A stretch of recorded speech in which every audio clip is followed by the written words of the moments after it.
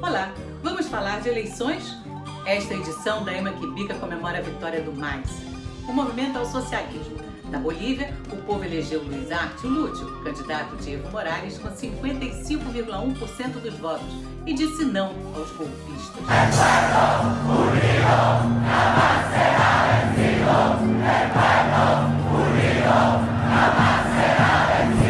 Agora a expectativa se volta para o Chile, onde neste domingo o povo decide se aprova uma nova Constituição para o país, porque a que está em vigor está aí desde a época da ditadura de Pinochet.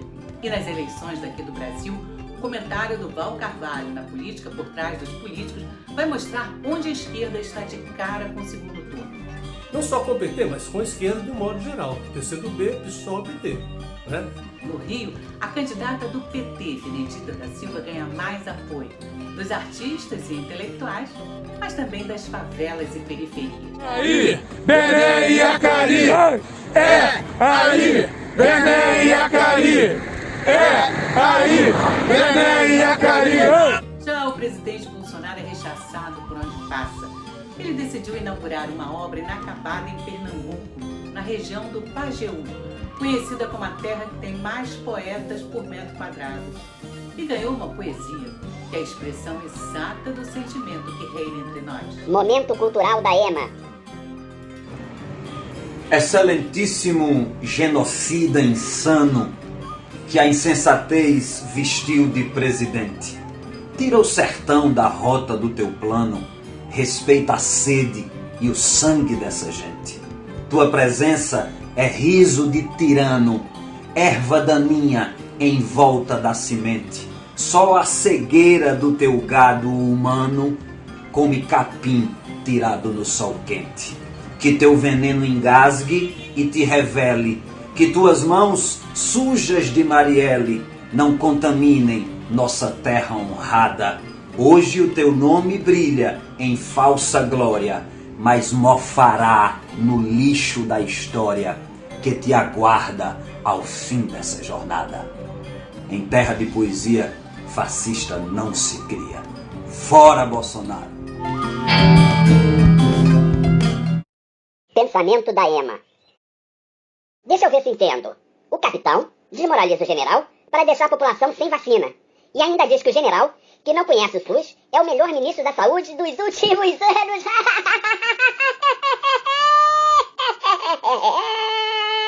Eu bico mesmo. A política por trás dos políticos.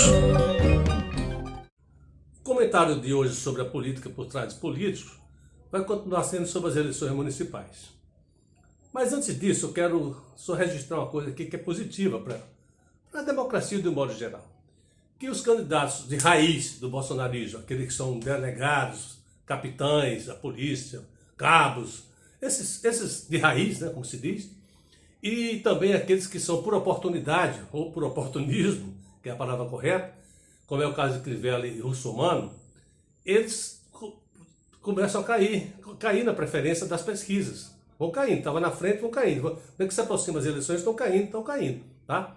Basicamente, esse tipo de candidato, em poucas capitais, eles não vão disputar de fato o segundo turno. Esse é o lado positivo. O lado preocupante é sobre a seguinte questão. Se costumava dizer que o PT era um partido de chegada nas eleições. O que significa isso? Que as pesquisas que eram feitas bem antes das eleições mostravam os candidatos conservadores de direita liderando, que é o que tinham mais exposição na grande mídia. Os candidatos de esquerda não têm. Eles são da base popular, eles vão crescendo na medida em que a insatisfação da base popular busca um nome para poder se manifestar. Transformar sua insatisfação em intenção de voto. Tá? Isso só acontece nos últimos 15 dias das eleições. E olhe lá, às vezes na semana, às vezes no próprio véspera da eleição. Né? É assim que a base popular se manifesta. E vê nos candidatos de esquerda esse tipo de político que expressa essa insatisfação, essa oposição, tá? Esse tipo de coisa que está acontecendo hoje. Né? Não só com o PT, mas com a esquerda de um modo geral. PCdoB, PSOL, PT. Né? Lá em Porto Alegre, a Manuela, do PCdoB, pelas pesquisas, já está no segundo turno. O Edmilson, do PSOL, em Belém, também já está no segundo turno. A Marília Reis, em Recife, e a Luziana Lins, em Fortaleza, também já estão no segundo turno. Tá? Agora, vamos concentrar nossa conversa aqui nas duas principais capitais, Rio e São Paulo. Em São Paulo, o Boulos está na antessala do segundo turno. E a Benedita está embolada com a Marta também na antessala do segundo turno. Tá? A questão é o seguinte, que em São Paulo o candidato do PT está com 4%. Então, dificilmente, é impossível praticamente, ele crescer e superar o Boulos. Tá? Não vai acontecer isso. Do mesmo modo que aqui no Rio. A Renata está com 5, a Bené com 10, subindo. Por mais que cresça, a Renata não vai conseguir superar a Benedita. Então não faz sentido essa divisão, porque com isso a gente vai morrer na praia praticamente. A tendência é essa. Deixando a disputa de fato, que é do segundo turno, entre a direita e a extrema-direita. É uma coisa absolutamente sem sentido. Se isso está ao alcance da nossa mão disputar o segundo turno, da mão da esquerda, não faz sentido a gente abrir mão disso. Não faz sentido. É até uma traição para o povo, né? O povo até pode fazer essa unidade na prática, com voto, botando os dois no segundo turno, tanto a Benedita quanto o Boulos, né? Essa possibilidade existe, de fato, e vamos apostar nela. Agora, os partidos estão aí não para seguir o povo, mas para poder liderar o povo. É diferente. Os partidos de esquerda, quero dizer. E é bom relembrar nessa questão uma experiência trágica da história, né? Que custou muito caro para a humanidade, que foi nas eleições parlamentares de 1932 na Alemanha, quando o Partido Nazista teve 33% dos votos, o Partido Social Democrata, que era a representação da classe operária, teve 20%, e o Partido Comunista, que era outra representação forte da classe operária, teve 16%. Se esses dois partidos se coligassem, tinha mais votos que os nazistas. Teria 36 contra 33. Mas eles brigavam entre si para saber qual deles seria o verdadeiro partido da classe operária, ou o único, né? E achava que essa luta era mais importante do que combater o fascismo, né? Na forma do nazismo lá na Alemanha, que ele subestimava, achava que era um fenômeno passageiro, tá? Que não ia para frente na Alemanha. Se deu mal, porque o Hitler foi indicado chanceler, né, para organizar o governo no ano seguinte. Ele, então, já como chanceler, ele organizou aquele incêndio no Reichstag, culpou os comunistas, com base nisso, fez aprovar uma lei de segurança nacional radical, colocou esses partidos na ilegalidade, seus membros dentro do campo de concentração e acabou a história. Entendeu? E o resultado nós sabemos o que é que houve. Então, essa experiência trágica tem que ser sempre relembrada. De certo modo, em 2018, nas eleições, aconteceu isso também, quando no segundo turno, uma liderança importante do centro-esquerda viajou para Paris e abandonou seu eleitorado. O que aconteceu? Também uma subestimação de Bolsonaro, do fascismo, como foi feito em 33, em 32. Isso é passageiro, a gente retoma depois as rédeas. Então, essa experiência a gente tem que trabalhar. Essa situação de divisão no primeiro turno ainda pode ser corrigida, porque ela se baseia muito na concepção predominante nas esquerdas, que o primeiro turno é para que cada partido de esquerda defendesse seu programa, defendesse sua identidade, lançasse seu candidato e elegesse seus vereadores. Essa concepção, de modo geral, está correta. Agora, quando nesse processo um dos candidatos fica na antessala do segundo turno, ela deixa de fazer sentido. Porque passa a ser mais importante a gente disputar de fato o poder, seja do governo do Estado, seja da prefeitura ou mesmo da presidência da República, com a direita, do que ficar disputando entre nós quem é o melhor partido de esquerda. Entendeu? É a questão de ver o que é a prioridade nessa história, o que é o mais importante e o que é secundário. Então, eu acho que essas eleições, de certo modo, elas vão servir para ou resolver isso, ampliar essa concepção de unidade, tornando ela mais flexível, estendendo ela também para o primeiro turno, dependendo da situação, como é o caso do Rio e São Paulo, ou a gente vai morrer na praia de novo. Tá? Mas eu acredito que a tendência é essa, de a gente trazer essa concepção mais flexível para o primeiro turno, quando a gente pode ter condições de ir para o segundo. E aí sim, disputar de verdade. Então essa é a minha reflexão que eu tinha para hoje, né? E vamos à luta. Oi, Dora! Esse caso que você está contando aí aconteceu comigo lá atrás. Lembra daquela madame que eu trabalhei 8 anos, que dizia que eu era da família, que me adorava? Quando teve, minha filha, que assinar minha carteira, pagar meu INPS e me dar férias, me mandou embora. Pagou uma merreca. A gente tem que ficar juntas se ajudando. Porque se for contar com essa miséria de governo que tá aí, quer ver, a gente é tudo morto. Saudade retada de painho. Sabe o que é painho, né? É Lula. Esse sim cuidou da gente. Deixa eu ir ganhar meu dinheiro. Fui. Alô, companheirada!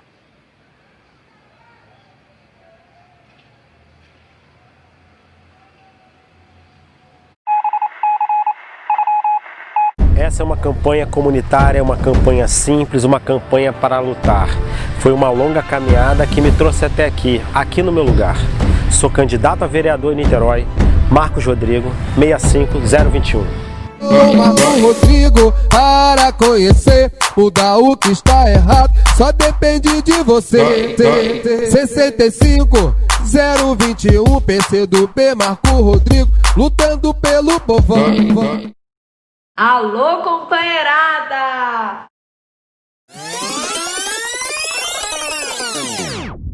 Esta semana, os robôs espalharam que vacina altera o DNA e causa homossexualismo, que a OMS condena o lockdown e é contra o isolamento, que o TCU encontrou rombo do PT no FIES. Eu fico envergonhado com as mentiras que os meus irmãos robôs espalham na internet. Vergonha de verdade é o presidente recusar a compra de vacina contra a doença que já matou mais de 150 mil brasileiros. Eu bico mesmo.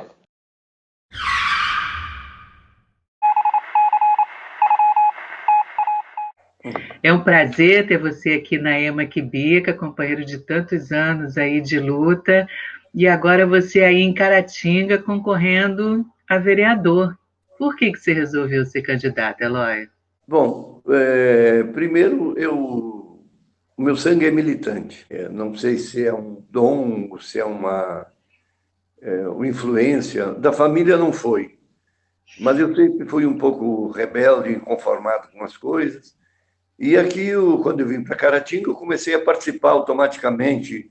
Lá onde eu tinha um pedaço de terra, tinha problema com estrada, problema de toda ordem. E quando você vê, você tem alguma experiência maior de luta, de organização, e a gente conseguiu algumas coisas. E entrei no PT e elegemos um prefeito em 2008, que foi o melhor prefeito dos últimos 20 anos, e agora ele provavelmente vai ser reeleito. Então, como também houve um decréscimo com essa questão aí de 2016, do Lula, houve um certo refluxo da militância. E aí a possibilidade também de não haver eleição, aliança proporcional, e o PT não servir de escada para outros partidos, e a necessidade de ter 25 candidatos, sendo que 30% mulheres e tal, nos permitiu ter 18 candidatos. Então, eu entrei achando que eu posso contribuir com alguns votos, ou me elegendo, ou inteirando para os outros. A minha ideia é coletiva. O meu mote, e o mote que eu proponho para o partido, é o seguinte: vamos viabilizar o projeto do partido para a cidade de Caratinga. Não só do ponto de vista local, mas do ponto de vista até mais nacional. Apesar de haver algumas restrições, só para tu ter uma ideia, eu faço sondagens aqui em cidades próximas como Voporanga, Se eu ponho a questão, se houvesse eleição para presidente hoje, dá 4-1, 3-1 para Lula contra Bolsonaro. Então, essa questão nacional está muito viva. Aqui no campo, o Luz para Todos botou luz para a maioria da população que é rural e que depende muito da agricultura, e a questão da aposentadoria, a questão do emprego, são questões nacionais. A questão agora do próprio auxílio emergencial, as questões locais, a questão do buraco de rua ou da pavimentação ficam pequenos. A possibilidade das pessoas é a fome. Aqui tem um centro espírita próximo, eles fazem muito essa coisa da comida. Eu vejo de manhã 50, 60 pessoas pedindo café com pão, e tem outros lugares assim e tal. Então, claro que tem as questões locais. Eu estou querendo implementar aqui, que o prefeito implemente a moeda local. Outra questão que é importante é centros de lazer, cultura e esporte em cada bairro, com uma piscina. No meu tempo, a gente podia nadar em rio, podia nadar pescar, caçar. Hoje o jovem não tem nada para fazer. Além de desempregado, ele não tem lazer. Se tiver uma piscina, ali ele vai se divertir, o calor. Tem a questão também que eu falo das brigadas contra incêndio, que cada vez o campo fica mais seco, a água diminui no inverno, a possibilidade de queimadas. E uma das coisas que tem contra incêndio, além de reflorestar, é ter brigadas e pegar o fogo no início. Se você apagar logo no começo, é uma coisa. Depois que ele alastrou, é muito difícil. Então, são muitas as necessidades, mas fora a educação, com a questão do Covid, a educação também, mas não só a educação formal, que vai ser complicado com esse negócio da educação à distância, mas a educação pelo lado cultural, música, bandas nas escolas, corais, e são dezenas de coisas que podem ser tratadas. Tá ótimo, parabéns, então, uma boa sorte aí para você. Tomara que a gente possa comemorar. Na luta sempre. A luta continua! É só a vacina que pode salvar vidas que não vai comprar da China? Ou vai deixar de comprar também pesticidas, celulares, motores, sapatos, motos, relógios? Eu bico mesmo. Olê, olê, olê, olá. Alô, companheirada! Vambora eleger as nossas candidatas e os nossos candidatos de luta. A luta continua! Vote em Luiziane e Heber Lima 1355. Piada de brasileiro. Você sabe qual é o governo que mais preserva a mata no Brasil? O governo Bolsonaro, é claro. Ele mata com fogo, mata com bala, mata com vírus e mata de fome. Isso não é nada engraçado. Eu bico mesmo. Vamos mudar a cidade. Vamos melhorar as nossas vidas nas cidades. Queremos ser felizes. Vambora ser feliz. Vote 13. Bota a fé que dá. Eu tenho 40 anos de vida pública. 40 anos de vida pública. Defendi a lei das trabalhadoras honestas, que eram trabalhadoras escravas e hoje têm a sua carteira assinada. Trabalhei para que o comércio tivesse garantido a sua folga. Eu trabalhei e trabalhei muito para que nós tivéssemos cotas na universidade para pobres e para negros. Trabalhei para que nós tivéssemos a oportunidade de ter mais centro de qualificação. E nós vamos voltar a fazer isso. É isso que nós queremos fazer. Vote 13. Bota a fé que dá. A luta continua. 13-3-3-3. Alô, família! É a campanha do 13, Benedita 13. No dia 15 de outubro, você não pode esquecer. A melhor candidata, a melhor proposta para a cidade chama-se Benedita da Silva, 13. E vereador, está aqui também o mandato do vereador Raimon, 13333. Esses você não pode esquecer. Raimon, 13333. Confere, confia, repete. Não perca a edição especial da Ema que Bica. Esta semana é o aniversário do melhor presidente que esse país já teve. Presidente Lula. Este eu parabenizo mesmo. Não perca a edição especial da Ema que Bica. Até lá.